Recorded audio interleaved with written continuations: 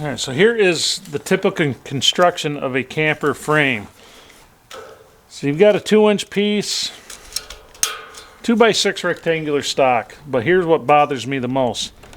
That tube, that's under 1/8 of an inch.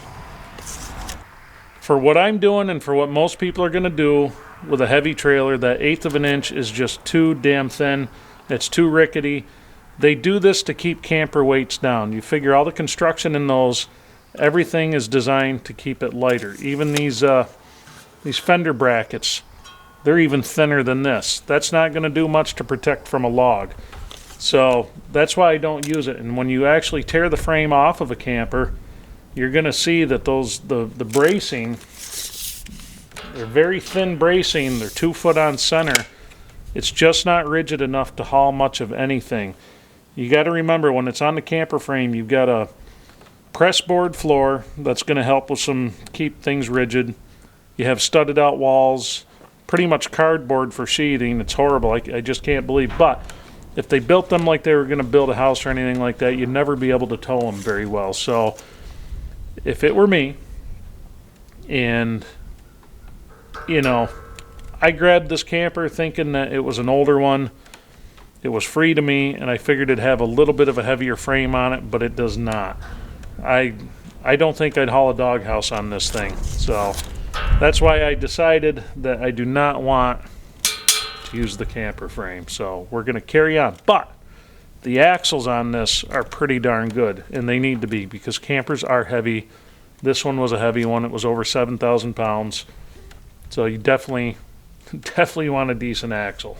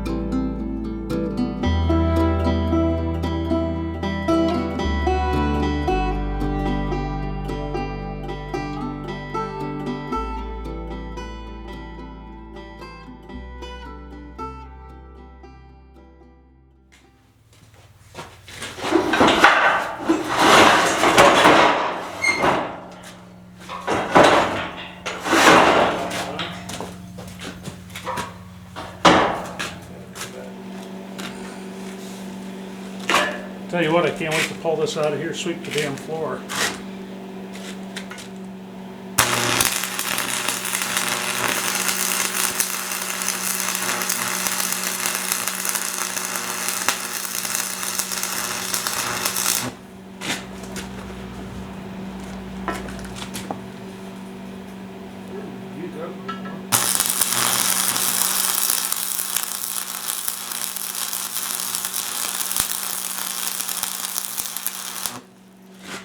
Is that bud? No, this is giant plastic one.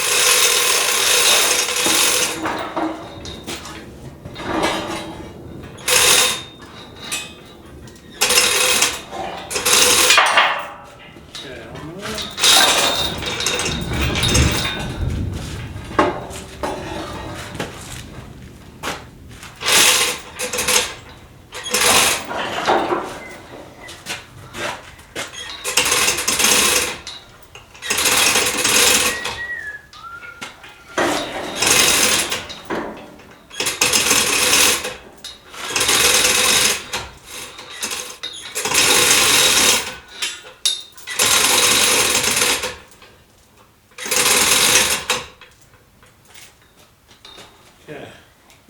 Keep your weight on it, okay? Yep.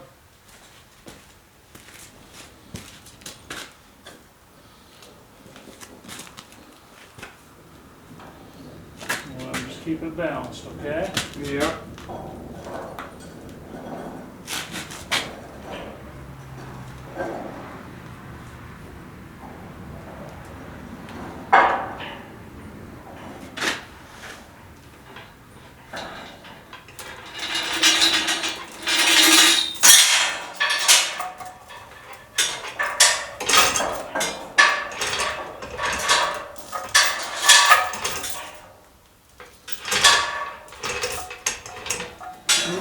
Okay. You'll get your fingers under there.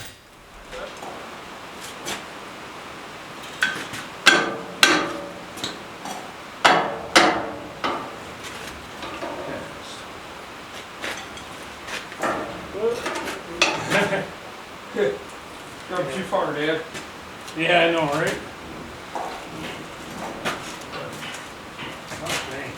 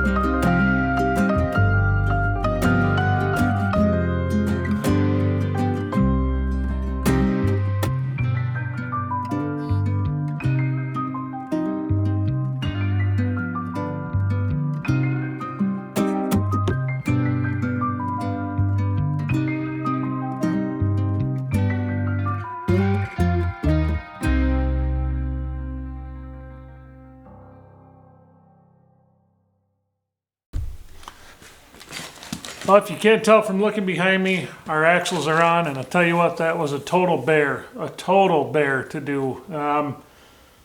I left everything assembled the way I did because I figured it would be a lot easier for me to line everything up. But hindsight, looking back, probably would have taken it all apart and done the axles one at a time, but I've never screwed around with axles on a trailer before, especially to build one, so I was worried about getting it right, but yeah, we definitely took some bruises getting these things on, but they're on.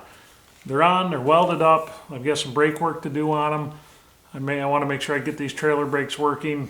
I'm probably just going to get new back plates and drums for them. It's really not that expensive to do. Then I know I'm starting fresh. This thing sat for many, many years without being moved until I pulled it home here, about a 40-mile trip. So I've got to go through the wheel bearings, all that good stuff, grease everything really well. I can tell you that the tires spin freely, no crunching or anything like that. There's no play in the wheel bearings, so that's a good sign, but we definitely have to go through that. Plus, with the age of these tires, I'm not sure how old they are. I know the camper sat, it was my grandfather's camper. It sat in one place from 1993, I want to say, till maybe 2008, something like that, without ever being moved. And I would imagine the tires are that old. I know when I brought it home, I blew one out about 10 miles in. Fortunately, the spare on the back of the camper was the factory original to the camper, but it had been covered up its entire lifespan and it was able to get us home at least. But we're definitely going to get new tires. We have to make sure we get the right weight ratings. The nice thing about trailer tires nowadays, it's just as cheap to get them rim and all in one, slap it on, ready to go. And that makes it a lot easier.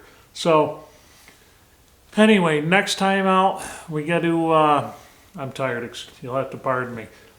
Next time out, I think we're going to address the issues, the leveling jacks, at least on the bottom side. I have an idea. I think you guys are going to like it. We'll see how it works out. It might flop. It might work great. We're going to find out. There's only one way to find out. And then we have to finish up some welding. We have a couple more cross pieces left to put in. We're going to get those on before we flip it over. And we're going to try to weld the entire bottom. Everything I need to get welded before I turn this over, because once I turn it over next time, it's going to be the last time. So I want to make sure that we have everything I need done before that point. So any kind of bracing I need to do on the tongue, any of the cross members that are left, those have to go in. Any bracing I want to put in this thing, I want to get it in, get the bottom side welded. When we can flip it over, we can weld the top. Now I will say, with the cross pieces, everything, I guess I got to say everything's quite rigid on it. I'm actually impressed how rigid this thing is. So hopefully we can maintain that. But anyway, hope you guys enjoyed this one. I know I'm going to have to edit a whole lot of extremely foul language out of this one, and I'm not even exaggerating. I get a little frustrated with it a couple of times, so we're definitely going to be doing some fancy editing here. So have a good night, everybody, and I'll catch you on the next one.